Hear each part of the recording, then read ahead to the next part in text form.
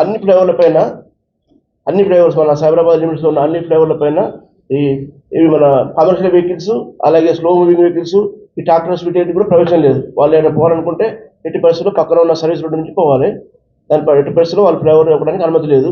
అట్లా commercial vehicles కానీ అలాగే ఈవీ వెహికల్స్ కానీ ఫ్లైఓవర్స్ పైకి వస్తే కూడా వాళ్ళపైన చర్య తీసుకోవడం జరుగుతుంది. ఇది ఆడటం లేదు. సో మరొకసారి గుర్తు చేద్దామని మనం చేయడం జరిగింది. దీంతో పాటు మనకు రీసెంట్గా వచ్చిన కొన్ని మాల్స్ వీటి వల్ల ఏమవుతుందంటే వాళ్ళకు ఫర్ ఎగ్జాంపుల్ ఒక మాల్ ఉందనుకోండి, దానికి ఏంది ఒక 500 కెపాసిటీ ఉంటుంది. వాళ్ళు పార్కింగ్ 500 వెహికల్స్ పడతాయి, 4 వీలర్స్ అలాగే 1000 2 వీలర్స్ పడతాయి. అలాంటి పార్కింగ్ ఉన్న వాళ్ళు ఏం చేస్తుంటే వాళ్ళకి ఒకటేసారి 1000 10,000 వస్తున్నాయి వెహికల్స్, 10,000 వస్తున్నాయి. సో దట్ 500 పార్కింగ్ ప్లేస్ నిండిపోగానే మిగతా రోడ్స్ అన్ని మిగతా వెహికల్స్ రోడ్ పైకి వచ్చేస్తున్నాయి. రోడ్ల పైన మన క్యారేజ్ ఎక్కడ ఉందో అంటే రోడ్డు పైన ఉండే రోడ్డు పైకి పెడుతున్నారు. దానివల్ల చాలా ఇబ్బందులు అవుతున్నాయి. ముఖ్యంగా వీకెండ్స్లో చాలా ఇబ్బందులు అవుతాయి. అటువంటి వాటిని కూడా మనం సైబరాబాద్లో చాలా అట్లాంటి ఎస్టాబ్లిష్మెంట్ను మనం గుర్తించడం జరిగింది. వాళ్ళకు కూడా నోటీస్ సర్వ్ చేస్తున్నాము.